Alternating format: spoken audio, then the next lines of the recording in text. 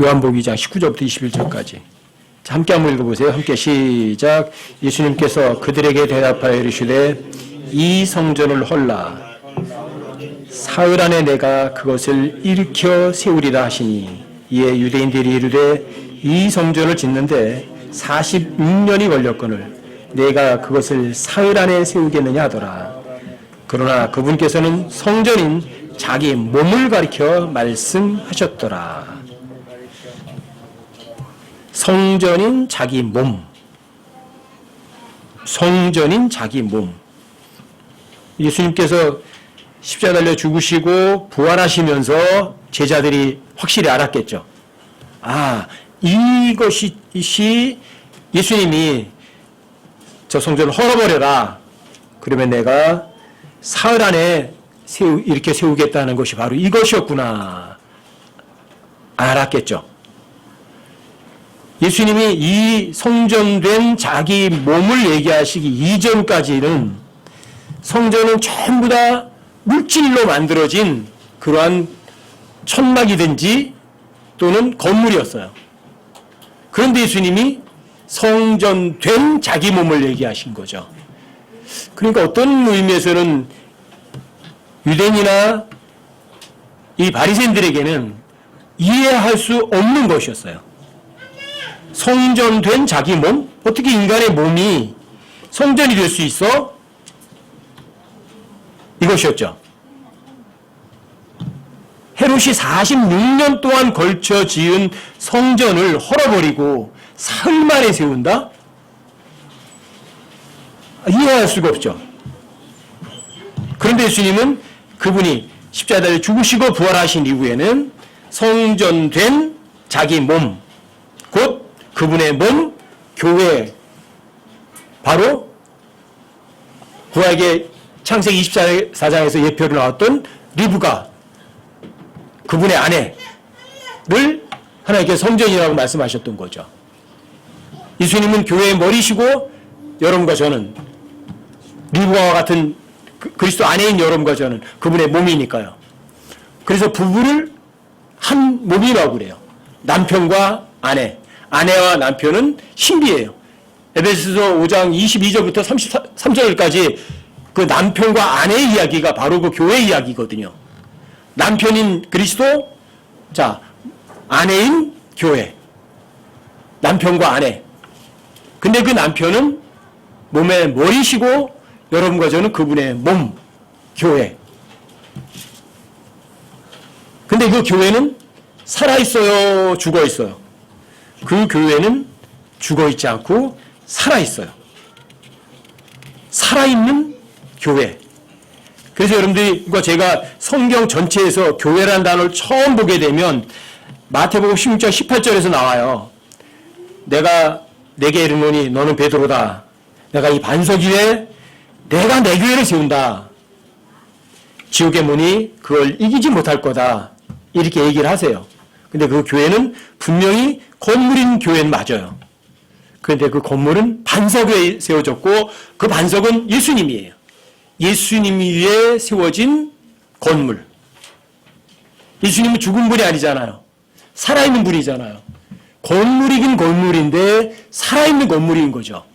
마태복음 16장 18절에서 얘기하는 그 교회가 내가 이 반석 위에 내 교회를 세우리니 지옥의 문들이 그것을 이기지 못한다고 하셨던 그 교회. 살아있는 교회. 그래서 여러분과 저도 또 여기 얘기하시는 성전인 자기 몸, 이거는 교회예요. 또 예수님이 교회의 머리시고 여러분과 저는 그분의 몸인 교회. 이거는 고린도전서 12장 12절부터 27절까지 사이에서 너무 상세하게 나와 있어요. 여러분과 저는 한 몸인 모든 지체들인 거죠. 여러분 이걸 잊지 마세요. 그래서 교회는 모임이지만 살아있는 모임이에요. 그래서 이거 보통 우리가 유기체, 살아있는 어떤 인격체다. 그래서 유기체라고 하거든요. 또 교회를 자체를 그리스도의 교회라고 하고 하나님의 교회라고 그래요. 그렇다면 그 교회는 그리스도도 살아있고 하나님도 살아계시니까 그 교회는 살아있는 거예요? 죽어있는 거예요? 살아있는 곳이에요. 그래서 살아있는 교회는 여러분과 저에게 어떤 부담을 주지도 않는 거죠. 또 건축물로서의 교회는 여러분들이 아까 마태복음 로마서에도 보니까 길이와 너비와 높이와 깊이에 대해서 깨닫기를 원한다고 하셨죠. 바로 그것이 계시록 21장 9절부터 21절까지. 여러분 계시록 21장 찾아보세요. 여러분과 제가 한번 깨달아 보자고요. 너비와 길이와 높이와 깊이가 어느 정도인지 여러분과 제가 한번 깨닫기를 바란다고 에베소서에 써있잖아요. 그리고 여러분과 저도 실제로 한번 깨달으셔야죠. 요한계시록 21장 9절부터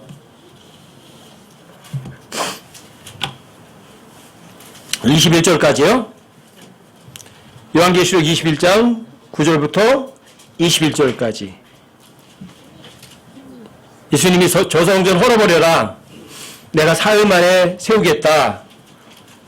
약속하셨던 유기체인 교회이기도 하고 또 하나는 살아있는 건물이기도 한 거예요. 근데 이 살아있는 건물이 요한계시록 21장 9절부터 21절까지 나와 있어요. 전 이 요한계시록 21장 9절부터 21절까지 읽을 때마다 얼마나 가슴이 설레는 줄 아세요? 여러분과 저는 어떤 마음가짐인지 모르시지만 저는 이 요한계시록 21장 9절부터 21절까지 이 새 예루살렘에 관해서 읽을 때마다 가슴이 두근두근 하고요. 설레요. 야, 여기를 내가 간다? 여기를 내가 간다? 여러분 여기 써있는 곳에 여러분과 제가 가겠어 안 가겠어요? 가겠죠? 반드시 갑니다. 여러분들과 제가 복음으로 구원받았다면 여러분들이 여기 가기 싫다고 발버둥 쳐셔도 어차피 가셔야 돼요. 여러분들이 여기에 거할 때는요, 여러분들이 가고 싶다는 생각, 가고 싫어 했던 그 생각은요, 다 사라지고 없는 상태로 가요. 여기는. 근데 이게 바로 살아있는 교회예요. 또 예수님이 내가 너희를 위해서 초설 마련하 간다고 하셨던 그 약속했던 그곳이고요. 이게 바로 예수님이 바울을 통해서 여러분들이 길이와 너비와 높이와 깊이에 대해서 깨닫길 바라고 했던 그 실제적인 건물이에요. 여러분 계시록 21장 9절부터 21절까지요. 제가 천천히 한번 읽어드릴게요. 같이 한번 읽어보세요. 제가 천천히 읽어드릴 테니까 마지막 7지향을 가득 담은 7병을 가졌던 7천사 중 하나가 내게 와서 나와 이야기하며 이르되 일곱 성경이 일곱 뭐냐면 맹세했다는 말이기도 하고요. 또 마지막 끝이란 말이에요. 왜 하나님께서는 칠지법을 쓰시기 때문에. 나와 이야기하며 이르되 이리로 오라. 내가 신부 곧 어린 양의 아내를 내게 보여주리라. 신부 곧 어린 양의 아내가 누구예요? 교회죠. 그렇죠? 예수님 남편이시고 여러분과 저는 그의 신부이고 아내죠. 여러분 예수님과 부부니까. 10절이요. 영 안에서 나를 데리고 크고 높은 산에 이르러 하늘에서 하나님으로부터 내려오는 저 큰 도시 곧 거룩한 예루살렘을 내게 보여주었는데 뭐가 내려와요? 저 큰 도시예요. 거룩한 예루살렘을 내게 보여주셨어요. 요한에게 보여주셨어요. 그 도시에 하나님의 영광이 있더라. 어디요? 거룩한 예루살렘에 큰 도시에 하나님의 영광이 있어요. 최고로 다 좋은 것만 있는 거죠. 그것의 빛은 지극히 귀중한 보석 같고 벽옥 같으며 수정같이 막더라. 그 도시에는 크고 높은 성벽이 있었고 12문이 있었으며 그 문들에 12천사가 있었고 그 문들 위에 이름들이 기록되어 있었는데 그것들은 이스라엘 자손들의 12지파의 이름들이니라. 동쪽에 세 문, 북쪽에 세 문, 남쪽에 세 문, 서쪽에 세 문이 있으며 그 도시의 성벽에는 12기초가 있고 그것들 안에는 어린 양의 12사도의 이름들이 있더라. 여기 보니까 12문이 있는데 그 문에는 12지파의 이름이 있죠? 그리고 12기초가 있는데 거기에는 12사도들의 이름이 있죠. 그러니까 이스라엘도 12지파도 여기에 해당이 돼 있어요. 또 12기초, 12사도들의 이름도 있어요. 자, 15절이요. 나와 이야기하던 자가 그 도시와 그 도시의 문들과 성벽을 측량하려고 금갈대를 가졌더라. 그 도시는 네모 반듯하게 놓여 있으며 길이가 너비만큼 길더라. 그러니까 길이와 너비가 같네요. 그가 그 갈대로 도시를 측량하니 12,000스타디온이더라. 그곳의 길이와 너비와 높이가 같더라. 이건 길이와 너비만 같은 게 아니라 높이까지도 같으네요. 그렇죠? 12,000스타디온이에요. 길이도 넓이도 높이도. 17절이요. 또 그가 그 도시의 성벽을 측량하매 사람의 치수 곧 그 천사의 치수에 따라 144큐빗이더라. 성벽이 있죠. 자, 길이는 넓이는 높이는 12,000스타디온이고요. 그 12,000스타디온을 돌아가면서 성벽이 있는데 성벽의 높이는 144큐빗이에요. 1큐빗 그러면 보통 적게 얘기하면 60cm 정도 얘기를 하고요. 어떤 사람은 80cm도 얘기하거든요. 한 큐빗 그러면 1큐빗. 그럼 144큐빗. 그럼 60cm 정도 치고 한 80m, 90m 정도 되겠죠. 적어도. 그러면 한 100m 정도 되겠네. 성벽 높이가. 자, 18절이요. 그 도시의 성벽 건조물은 벽옥으로 되어 있고 그 도시는 순금이며 맑은 유리 같더라. 여기 순금이 어떻게 생겼는지가 나와 있죠. 순금은 맑은 유리 같아요. 투명하대요. 그런데 사람들은 100% 순금은 못 만들어요. 그래서 지금 순금은 노란색이죠. 근데 순금은 맑은 유리 같대요. 19절이요. 그 도시의 성벽 기초들은, 기초들이 나오네요. 온갖 종류의 보석들로 장식되었는데 첫째 기초는 벽옥이요, 둘째는 사파이어요, 셋째는 옥수요, 넷째는 에메랄드요, 다섯째는 홍만호요, 여섯째는 홍보석이요, 일곱째는 귀감람석이요, 여덟째는 녹주석이요, 아홉째는 황옥이요, 열째는 녹옥수요, 열한째는 청옥이요, 열두째는 자수정이더라. 이게 12기초석이에요. 12기초가 있는데 그것들 안에는 12사도의 이름이 있다고 그랬는데 12가지 보석이 있어요. 그 다음에 21절이요. 12문은 12진주였으며 문마다 각각 한 개의 진주로 되어 있고 그 도시의 거리는 순금이며 마치 투명한 유리 같더라. 여기 순금, 맑은 유리, 투명한 유리. 그러니까 100% 금은 투명해지는 거죠. 자, 이게 여러분과 제가 알아야 될 것이에요. 가로, 세로, 높이, 깊이가 어떠한가를 깨닫고 여러분과 제가 거할 거처예요. 예수님 여러분과 저와 함께 거할, 영원히 거할 집. 이게 맨션이에요. 여러분과 제가 거할 맨션. 여러분 상상이 되세요? 여긴 더러운 게 없잖아요. 12기초가 있잖아요. 제가 이거 보면서 또 하나, 이거 멋있다 그랬던 것이 21절이에요. 12문은 12진주였다고 그러거든요. 문이 하나의 진주로 되어 있대요. 문이 12개인데 가로, 세로, 높이 사각형으로 되어 있으니까 한쪽 면에 문이 3개씩 있죠. 그 문이 하나의 진주래요. 그런데 그 성벽 높이가 약 100m 정도 된다면 문이 어느 정도 높이가 될까? 최소한 60m 정도 될 거 아니겠어요? 성벽 높이가 한 100m 정도 된다면 그럼 지름이 60cm가 되는 진주가 있어야 하는 거예요. 근데 그 진주는 인조진주가 아니잖아요. 인조진주 얘기하는 게 아니거든요. 그 진주를 품고 있는 조개가 있어야 되는 거죠. 왜? 진주는 반드시 조개에서 나오는 거니까. 그 진주 조개 어디에 있을까? 땅에서 여러분들 아무리 커도요, 뭐 이렇게 조그마한 진주도 없거든요. 근데 지름이 한 60m 정도 되는 그런 진주가 있을까? 그럼 지름 60m나 되는 진주를 품고 있는 조개는 도대체가 얼마나 커야 될까? 한 60m 정도를 품고 있다면 조개 길이는 한 1km 정도 돼야 될 거예요. 그렇죠? 어마어마한 조개잖아요. 어디에 있을까? 바다에 있을 거 아니에요. 근데 지구상에 있는 바다는 아니죠. 바로 유리바다에 있겠죠.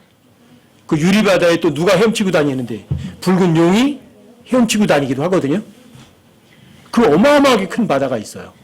여러분들 이 땅에 있는, 여러분 지구상에 있는 바다가 얘기하지 않거든요. 성경에서 바다는 세 가지를 얘기를 해요. 5대양 6대주, 여러분들과 제가 보는 이 바다도 바다라고 하지만 갈릴리 호수라고도 하고 갈릴리 바다라고도 해요. 이렇게 조그맣게 있는 것, 그것도 바다라고 해요. 또 성경에서 바다는 유리바다도 또 바다라고 그래요. 계시록 4장 6절에도 있고 계시록 15장 2절에도 나오는 바다, 유리바다. 주님의 보좌 앞에 있는 펼쳐있는 유리바다. 그 바다는 깊음이라기도 하고요. 거기서부터 얼마나 깊은지. 5대양 6대주는 그 바다에 치면 그냥 물 한 방울도 되지 않는 그런 유리바다. 그 표면은 얼어있어요. 왜요? 절대 영도로 얼어있으니까. 거기 낮과 밤이 끝나는 곳이니까. 주님이 계신 곳이니까. 그러니까 유리바다 밑은요, 어마어마한 게 있겠죠. 바로 그 바다에 어떤 게, 조개가 있겠죠. 뭐 1000m 정도 되는 조개가 아니라 2000m, 3000m짜리 지름을 갖고 있는 조개가 있다고 해도 그건 뭐 대단한 일이 아니잖아요. 그래서 저는 여기 한 개의 진주로 되어 있다는 것 때문에 묵상하다가 엄청난 걸 발견한 거예요. 아, 그렇구나. 바로 그 바다에 있겠구나. 유리바다 그 밑에. 그러니까 제가 이걸 아셔야 돼요. 가로, 세로, 높이. 얼마요? 12,000 스타디온. 1스타디온이 통상 그냥 쉽게 얘기해서 200m 이렇게 하거든요. 201점 몇 메다예요. 1스타디온이. 그럼 1스타디온 200m 곱하기 12,000이에요. 그럼 얼마가 되죠? 그냥 딱딱 떼버리고도 2,400km예요. 가로, 세로, 높이가 온갖 보석으로 되어 있는 하나의 건물이라고 생각해 보세요. 그 건물이 또 살아있어요. 그 건물 안에는 햇빛이 필요하지 않아요. 왜? 하나님이 계시니까. 태양 같은 건 필요하지 않아요. 왜? 하나님 같이 계시니까 그 빛 가운데 거하는 거예요. 거기에는 12 생명나무가 있어요. 거기에는 더러운 거는 일체 못 들어가요. 그런데 거기에 주인은 여러분과 저예요. 그리스도의 신부, 예수님의 몸. 저는 이거를 항상 생각하면 그래요. 아, 주님 빨리 가고 싶어요. 그래, 빨리 가고 싶어요. 여기 있는 것보다 저기를 가는 게 훨씬 더 낫죠. 이 세상은 여러분과 저에게는 눈물의 골짜기예요. 고통과 힘든 것밖에 없어요. 그런데 그래도 그 가운데서 여러분과 저에게 힘을 주는 건 이거예요. 바로 이거예요. 새 예루살렘 멀지 않았구나. 주님 오실 때까지. 이걸 바라보니까 제가 이 세상에서 모든 걸 견딜 수는 있어요. 그리고 내가 어찌 모든 것들을 다른 사람들에게 다 빌려줄 수도 있어요. 얼마든지. 내 것도 아니니까. 여러분과 저는 어떠세요? 저 여러분과 제가 모두가 다 정말 이 새 예루살렘 모든 것을 마음을 두고 여러분들이 리브가처럼 부지런히 또 열심을 다해서 또 그렇게 구별된 삶을 살아서 여러분 예수님 만날 때 부끄러움 없으셔야 되는 거 아니에요? 흠도 없고 점도 없는 그런 삶을 사셔서 그랬으면 좋겠어요. 여러분들 계시록 21장에서 나오는 이 새 예루살렘에 대해서 여러분 다시 한번 또 읽어보시기도 하고 또 이것이 바로 여러분과 제가 거할 그 장소라는 거. 그리고 바로 이게 어린 양의 아내예요. 그래서 여러분들과 저는요, 예수님의 신부이면서도 거룩한 새 예루살렘의 건축 재료이거든요. 거주자이기도 하고. 전 그게 도무지 이해는 안 돼요. 내가 건축 재료다? 왜? 여러분과 제가 살아있는 돌이에요. 예수님도 살아있는 돌이시고 또 그 돌로 건물을 지어요. 살아있는 돌로 건물을 지으니까 그 건물이 살아있어요.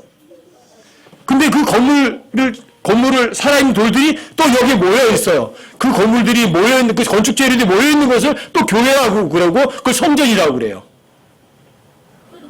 그러니까 여러분들이 저 위에서 거룩한 예루살렘에서 누려야 될 것을 여러분들 이 세상에서도 동일하게 누리셔야 돼요. 왜요? 여러분과 저는 살아있는 건물이니까. 실제 여러분들은 그분의 몸의 지체들이고 모든 것이 그분의 몸의 일부들이니까. 그러니까 여러분들이 그분의 몸의 일부니까 그냥 주는 거죠. 여러분 새 예루살렘 가도 마찬가지예요. 새 예루살렘에 가셨어도 여러분들이 거기 거주민이시면서도 다른 모든 지체들이 필요를 공급해 주는 사람들이세요. 절대 거래하는 곳이 아니에요. 새 예루살렘은. 그래서 이 땅에 있을 때도 마찬가지예요. 여러분들과 제가. 여러분과 저희가 이 땅에 왜 존재하죠? 나 편하려고 존재하나요? 아니면 다른 지체의 필요를 위해 채워주기 위해 존재하나요? 여러분 마태복음 고린도서 12장 12절부터 27절까지도 여러분들이 다시 한번 차근차근 읽어보세요. 자, 여러분과 저는 그분의 몸의 지체들이에요. 머리는 그분이 몸의 머리세요. 자, 모든 몸의 지체들은 그 지체를 스스로를 위해서 존재하는 것이 절대로 아니라는 사실 여러분들 명심하셔야 돼요. 손은 눈을 위해서, 손은 머리를 위해서, 발을 위해서, 손은 다른 지체를 위해서 존재하는 거고 손은 손을 위해서 절대로 일하지 않아요. 여러분 이걸 잊지 마시라고요. 여러분과 제가 그리스도의 몸의 일부고 지체라면, 그분의 몸의 지체라면 그 역할들을 주님 오실 때까지 부지런히 하셔야 돼요. 누구처럼? 리브가처럼. 부지런히, 열심히, 게으르지 말고 주님 오실 때까지. 그래서 여러분들이 나중에 이 그리스도의 심판석 앞에 서서 또 새 예루살렘에 거할 때 여러분들이 너무너무 기분 좋은 거 아니에요? 여기 진짜 저가 있잖아요. 진짜 집이 있잖아요. 진짜 집이요. 진짜 집이 있잖아요. 전 제가 우리 집에서 뭐 아름답게 해놓고 막 이러는 것보다도 항상 뭐 이렇게 조금 해놓으면 그 생각이 나요. 저 위에 갈 거 비하면 이건 뭐야? 이거 쓰레기인데. 여러분 저 위에 있잖아요. 진짜. 여기. 그래서 에베소서에서 그렇게 얘기하는 거예요. 여러분들이 길이와 너비와 높이와 깊이에 대해서 깨닫기 바라는 거예요. 진짜 처소를 여러분들이 머릿속에 두시고 또 거기에 온갖 마음을 두시고 또 하나님의 말씀에 비춰서 여러분들이 흠이나 점도 없도록 항상 나를 살펴보시는 그러한 삶. 그리고 나 자신을 위해 살지 않고 누군가에게 무조건 무엇이든지 베풀어 주는 그러한 삶. 그리스도의 지체로서의 제대로 역할을 하는 삶. 그런 삶이 여러분과 제가 되기 바랍니다. 주님 오실 때까지.